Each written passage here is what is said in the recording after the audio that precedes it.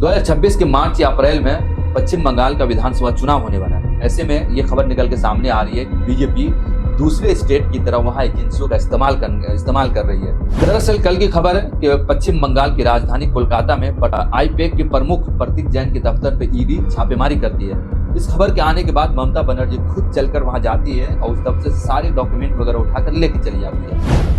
ये आईपैक क्या है और ममता बनर्जी जो वहाँ की सीएम है उनके लिए इतना अहम क्यों है, चलिए मैं आपको बताता हूँ। इंडियन पॉलिटिकल एक्शन कमेटी ये दरअसल संस्था है जो पॉलिटिकल पार्टियों के लिए काम करती है। आईपैक की वेबसाइट के अकॉर्डिंग ये कई सारी पार्टियों के लिए काम कर चुकी है, जैसे कि बिहार में नीतीश कुमार के लिए, पंजाब में कांग्रेस के लिए, दिल्ली में केजरीवाल के लिए।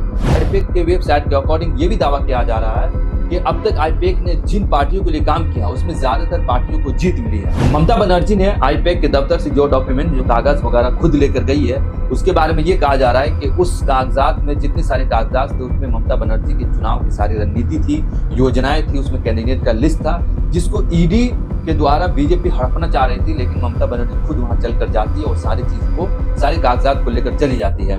उसके बाद से आईपैक के बारे में ये भी कहा जा रहा है कि बिहार के जो रणनीति सलाहकार थे प्रशांत किशोर, वो आईपैक में काम कर चुके हैं। बाकी इसको लेकर आप क्या सोचते हैं? क्या बीजेपी सच में उन कागजात को लेकर ममता बनर्जी की रणनीति को खराब करना चाह रही थी या कुछ और मकसद था? इस बारे में आप क्या सोचते हैं? आप हमें कमेंट करके जरूर बताएं।